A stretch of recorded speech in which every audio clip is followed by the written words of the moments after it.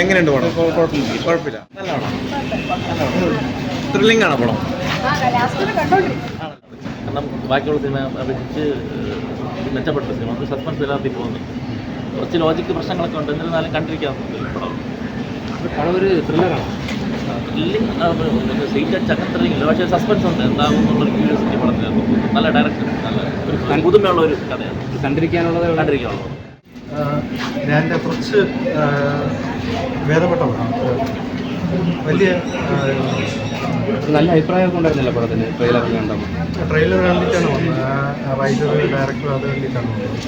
കുഴപ്പമില്ല, അപ്പോൾ ആവറേജ് അഭിപ്രായം. പടത്തിൽ എടുത്തു പറയാൻ എന്തെങ്കിലും നല്ലൊരു സ്ക്രിപ്റ്റ് ഉണ്ട്, അത് നീറ്റായിട്ട് മേക്ക് ചെയ്ത് പോയിട്ടുണ്ട്. ആവറേജ് ഒരു എബോ ആവറേജ് പോയി. അഭിനയം ഞാൻ അതേപോലെ പോയിട്ടുണ്ട്. ഷാജു ചോദിച്ചാൽ ഇഷ്ടപ്പെട്ടു.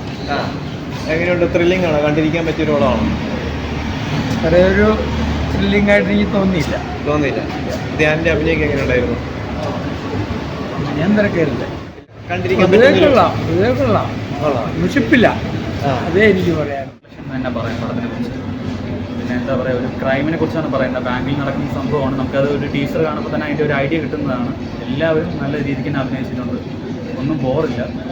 ഇതിൽ നമ്മളെ ഇര എന്ന് പറഞ്ഞ മൂവിയുടെ സ്ക്രിപ്റ്റ് റൈറ്ററിൻ്റെ ഫസ്റ്റ് ഡയറക്ഷൻ വെഞ്ചറാണ്. അപ്പോൾ അതുകൊണ്ട് അത്യാവശ്യം പടത്തിൻ്റെ അകത്ത് ഇത് കാണുമെന്ന് വിശ്വസിച്ച് തന്നെയാണ് ഇറങ്ങിയത്. അതെനിക്ക് ഒരിക്കലും നിരാശ വന്നില്ല. നല്ലൊരു മൂവി തന്നെയാണ് പാർട്ട്നേഴ്സ്.